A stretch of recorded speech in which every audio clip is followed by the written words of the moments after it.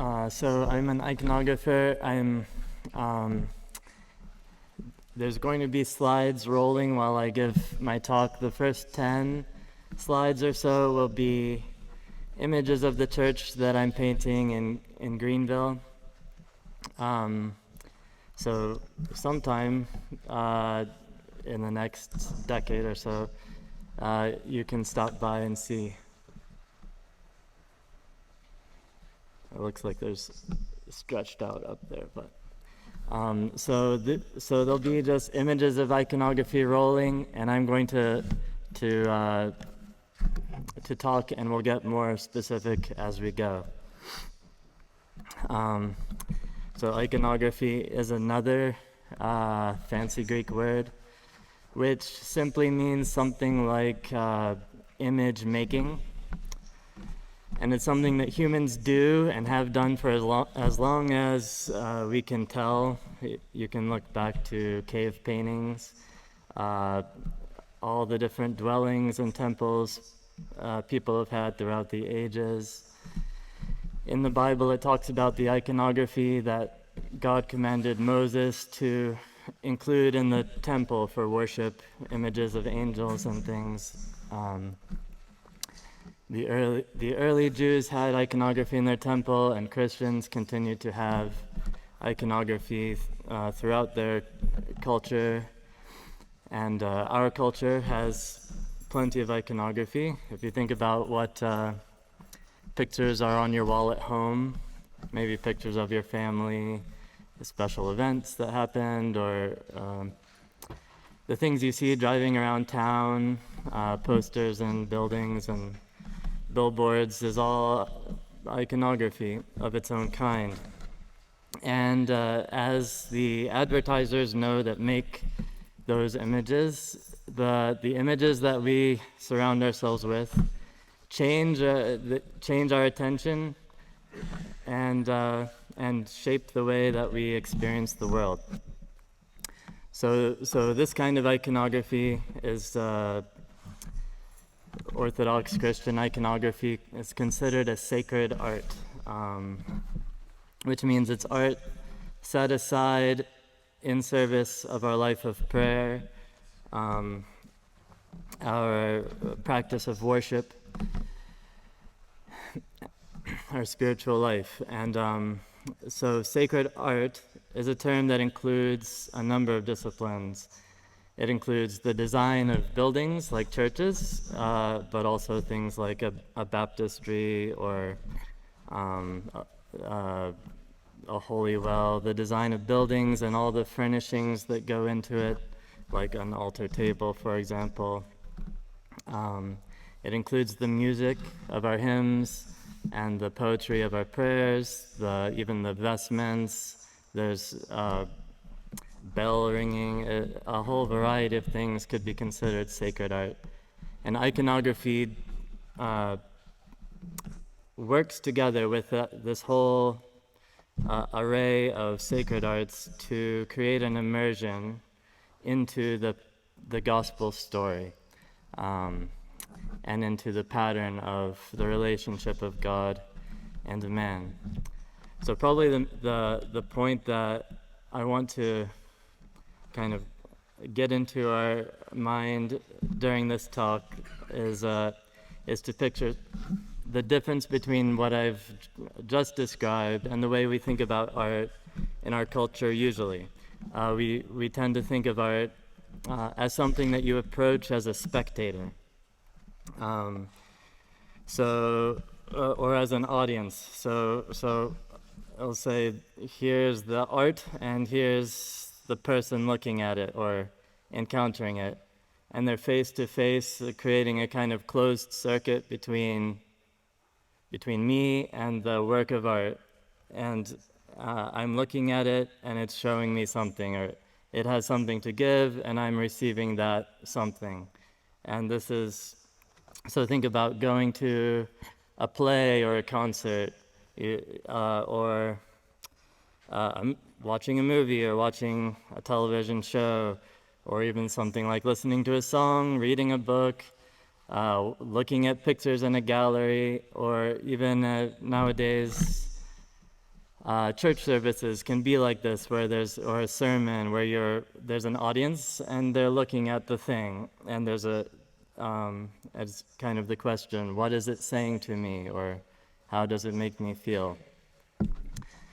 So the difference that I'm trying to describe and how iconography works, and how traditional art always worked for people before the modern age, is to picture, instead of facing the art like this and having a closed circuit, picture the art being on the same side as you, and the art is part of how we're facing the world and encountering ourselves, encountering life, and ultimately encountering God. So this is more a model that would be akin to like having a map, the art being a map, and it's helping you recognize where you are, or like a field guide, and it helps you understand the world, or even like a lens that you look through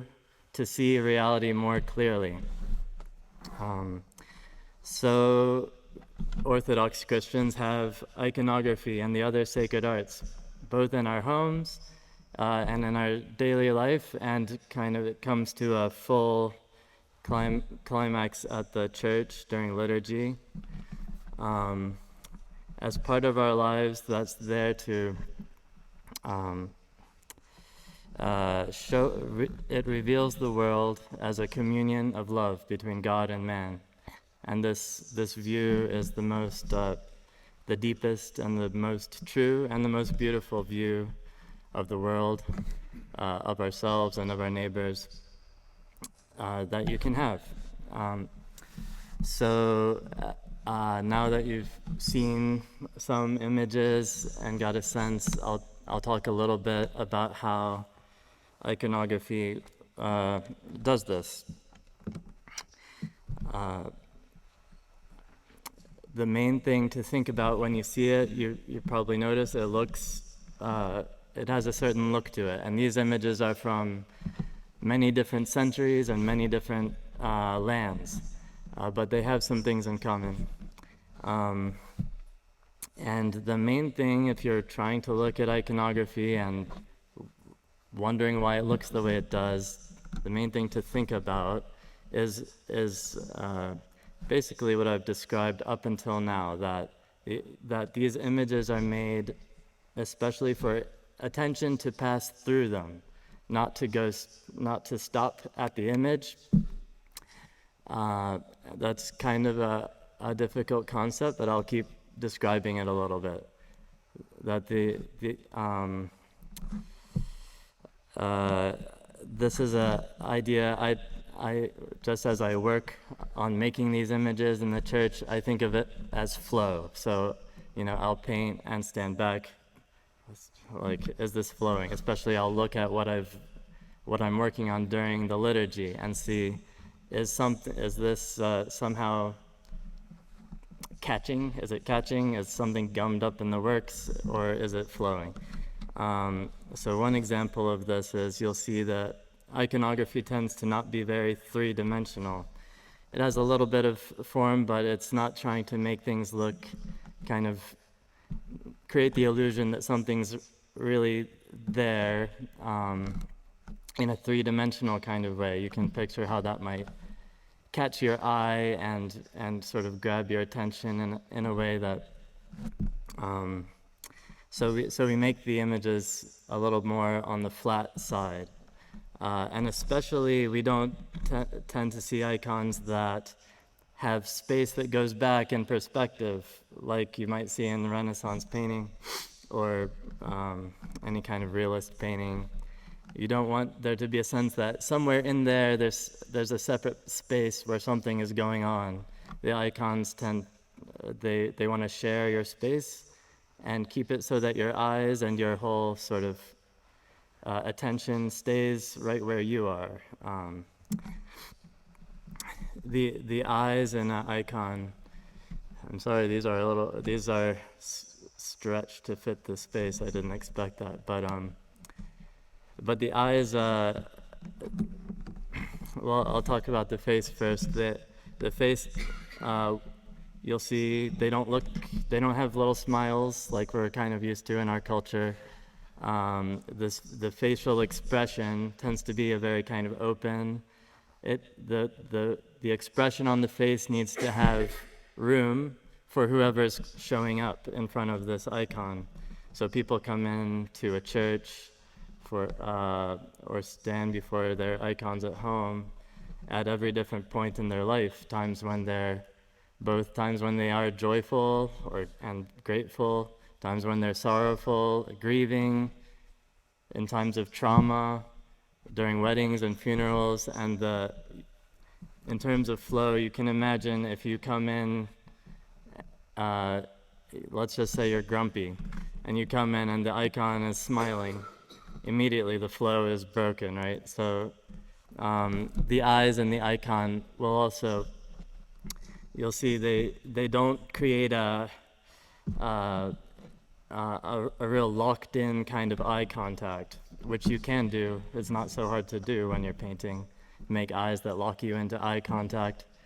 But the eyes tend to be available, but they don't lock you in, so that your attention can pass through. I'll just give you a couple more examples, and we'll be done.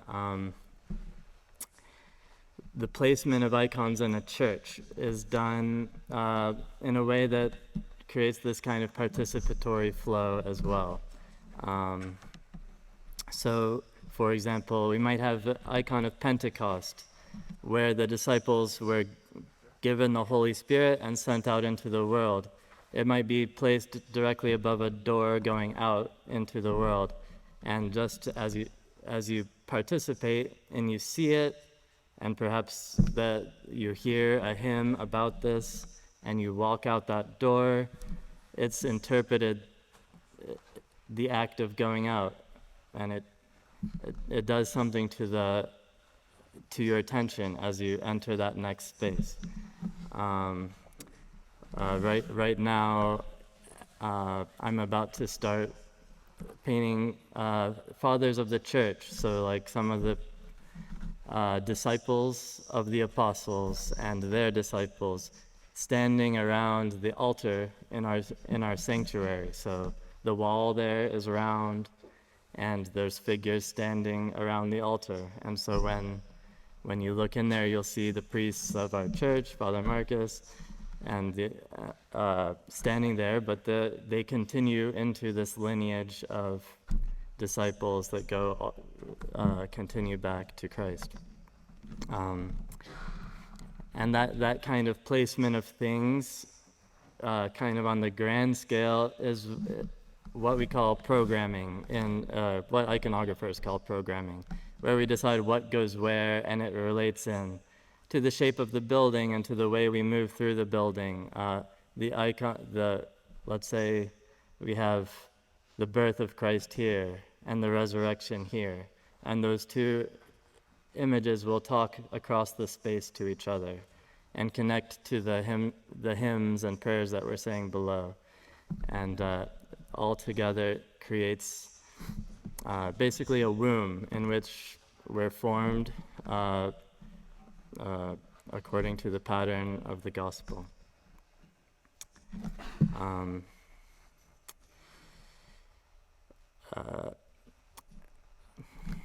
So